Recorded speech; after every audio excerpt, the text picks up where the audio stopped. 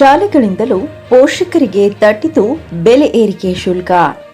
ರಾಜ್ಯ ಸರ್ಕಾರ ಜನರಿಗೆ ಬೆಲೆ ಏರಿಕೆ ಬರಿಯನ್ನು ಎಳೆದಿದ್ದರೆ ಈಗ ಖಾಸಗಿ ಶಾಲೆಗಳ ಬಸ್ ದರ ಏರಿಕೆಗೆ ಮುಂದಾಗಿದ್ದು ಪೋಷಕರ ಪರದಾಟಕ್ಕೆ ಕಾರಣವಾಗಿದೆ. ಈಗಾಗಲೇ ಖಾಸಗಿ ಶಾಲೆಗಳಲ್ಲಿ 15ರಿಂದ 20% ಫೀಸನ್ನು ಏರಿಕೆ ಮಾಡಲಾಗಿದೆ. ಡೀಸೆಲ್ ಬೆಲೆ ಹೆಚ್ಚಳದಿಂದಾಗಿ ಪ್ರತಿ ವಿದ್ಯಾರ್ಥಿಗೆ 500ರಿಂದ 600 ರೂಪಾಯಿ ಹೆಚ್ಚುವರಿ ಹೊರೆಯಾಗಲಿದ್ದು ಶಾಲಾ ಬೆಲೆ ಏರಿಕೆ ವಿರುದ್ಧ ಪೋಷಕರು ಗರಂ ಆಗಿದ್ದಾರೆ. ಸುನಾಮಿಯೇ ಬರಲಿ, ಖಾಸಗಿ ಶಾಲೆಗಳು ಮಾತ್ರ ಶುಲ್ಕದ ವಿಚಾರದಲ್ಲಿ ಸುಮ್ಮನೆ ಕೂರುವುದಿಲ್ಲ. ಒಂದಲ್ಲ ಒಂದು ರಣತಂತ್ರಗಳ ಮೂಲಕ ಪೋಷಕರಿಗೆ ಹೊರೆಯಾಗುವಂತೆ ಮಾಡುತ್ತಾರೆ. ಈ ವರ್ಷವೂ ಖಾಸಗಿ ಶಾಲೆಗಳ ವಾಹನಗಳ ಮಾಲೀಕರು ದರ ಹೆಚ್ಚಳಕ್ಕೆ ಮುಂದಾಗಿದ್ದಾರೆ.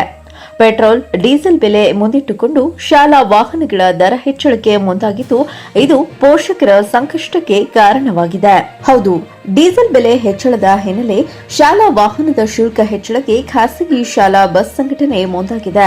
ರಾಜ್ಯ ಹಾಗೂ ಕೇಂದ್ರ ಸರ್ಕಾರದಿಂದ ಲೀಟರ್ಗೆ ತಲಾ 2 ರೂಪಾಯಿ ಏರಿಕೆಯಿಂದ ಶಾಲಾ ವಾಹನದ ಶುಲ್ಕ ಹೆಚ್ಚಿಸಲು ಖಾಸಗಿ ಶಾಲಾ ವಾಹನ ಸಂಘ ಮುಂದಾಗಿದೆ.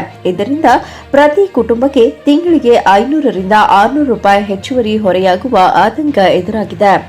ಸದ್ಯ ತಿಂಗಳಿಗೆ 2,000ದಿಂದ 2,100 ರೂಪಾಯಿ ಇರುವ ಶುಲ್ಕ 2,500ದಿಂದ 3,000 ರೂಪಾಯಿ ಆಗುವ ಸಾಧ್ಯತೆ ಇದೆ. ಆ ಮೂಲಕ ಶಾಲಾ ವಾಹನದಲ್ಲಿ ಓಡಾಡುವುದು ಬಡ ಮತ್ತು ಮಧ್ಯಮ ವರ್ಗದ ಮಕ್ಕಳಿಗೆ ಕಷ್ಟವಾಗಲಿದೆ. ಇನ್ನು ಇದೇ ವರ್ಷದಿಂದ ನೂತನ ದರ ಜಾರಿಯಾಗಲಿದೆ. ಸದ್ಯ ಬೆಂಗಳೂರಲ್ಲಿ 7,000 ಶಾಲಾ ವಾಹನಗಳು ಇದ್ದು, ಈ ಬಗ್ಗೆ ಮಾತನಾಡಿರುವ ಖಾಸಗಿ ಅನುದಾನ ರಹಿತ ಶಾಲಾ ಬಸ್ ಹಾಗೂ ಲಾರಿ ಡ್ರೈವರ್ ಮತ್ತು ಮಾಲೀಕರ ಸಂಘಟನೆಯ ಅಧ್ಯಕ್ಷರಾದ ಷಣ್ಮುಗಂ, ಸರ್ಕಾರದ ನೀತಿಗಳಿಂದ ದರ ಹೆಚ್ಚಳ ಅನಿವಾರ್ಯವಾಗಿದೆ.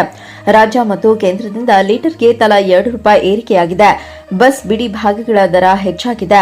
ಇನ್ಶೂರೆನ್ಸ್ ಕೂಡ ಹೆಚ್ಚಾಗಿದೆ. ಹೀಗಾಗಿ ಶಾಲಾ ವಾಹನದ ಶುಲ್ಕ ಹೆಚ್ಚಿಸುವುದು ಅನಿವಾರ್ಯ. ಆದರೆ ಎಷ್ಟು ಹೆಚ್ಚಳ ಮಾಡಬೇಕು ಅಂತ ಇನ್ನೂ ಚರ್ಚೆ ಮಾಡಬೇಕು. ಪೋಷಕರಿಗೆ ಹೊರೆ ಮಾಡುವುದು ನಮ್ಮ ಉದ್ದೇಶವಲ್ಲ. ಪೋಷಕರಿಗೆ ಹೊರೆಯಾಗದ ರೀತಿ ಹೆಚ್ಚಳ ಮಾಡಲು ಚಿಂತನೆ ಇದೆ ಎಂದಿದ್ದಾರೆ.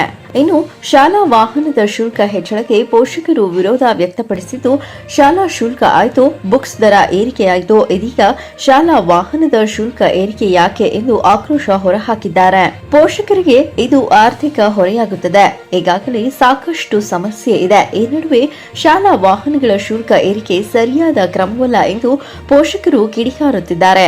ಒಂದೆಡೆ ಖಾಸಗಿ ಶಾಲೆಗಳಿಂದ ಶುಲ್ಕ ಹೆಚ್ಚಳ, ಮತ್ತೊಂದೆಡೆ ಪೆಟ್ರೋಲ್, ಡೀಸೆಲ್ ನೆಪವೊಡ್ಡಿ ಶಾಲಾ ವಾಹನ ಶುಲ್ಕ ಏರಿಕೆಯ ಹೊರೆ ಪೋಷಕರಿಗೆ ತಟ್ಟಿದ್ದು ಪೋಷಕರು ಪರದಾಡುವ ಸ್ಥಿತಿ ಎದುರಾಗಿದೆ. ಹೀಗೆ ಮುಂದುವರೆದರೆ ಯುಎಸ್, ಯುಕೆ ಮತ್ತು ಇನ್ನು ಇತರೆ ದೇಶಗಳಲ್ಲಿ ಮಕ್ಕಳಿಗೆ ಹಾಗೂ ಎಲ್ಲಾ ವರ್ಗದ ವಿದ್ಯಾರ್ಥಿಗಳಿಗೆ ಅಂತರ್ಜಾಲ ಮುಖೇನ ಶಿಕ್ಷಣ ಪಡೆಯುತ್ತಿದ್ದು, ಅದೇ ರೀತಿ ನಮ್ಮ ರಾಜ್ಯದಲ್ಲಿಯೂ ಈಗಾಗಲೇ ಅಂತರ್ಜಾಲ ಮುಖೇನ ಮಕ್ಕಳು ಶಾಲೆಗೆ ಹೋಗದೆ ಮನೆಯಲ್ಲೇ ಕುಳಿತು ತಮ್ಮ ವಿದ್ಯಾಭ್ಯಾಸ ಮುಗಿಸಿ ಸರ್ಕಾರ ನೀಡುವ ಉತ್ತೀರ್ಣ ದೃಢೀಕರಣ ಪತ್ರವನ್ನ ಪಡೆದುಕೊಂಡು ಖಾಸಗಿ ಶಾಲೆಗಳಿಗೆ ಸೆಡ್ಡು ಹೊಡೆಯುವಂತೆ ಇರುತ್ತದೆ. ಖಾಸಗಿ ಶಾಲೆಯವರು ಮತ್ತೊಂದು ಕಡೆ ಅಡ್ಮಿಷನ್, ಡೊನೇಷನ್, ಮಕ್ಕಳ ಪುಸ್ತಕ, ಯೂನಿಫಾರ್ಮ್ ಮತ್ತು ಕಟ್ಟಡ ನಿಧಿ ಹಾಗೂ ಇತ್ಯಾದಿಗಳಿಗೆ ಬೆಲೆ ಏರಿಸಿ ಪೋಷಕರಿಗೆ ಮೇಲಿಂದ ಮೇಲೆ ಬರೆ ಹಾಕುತ್ತಿದ್ದಾರೆ.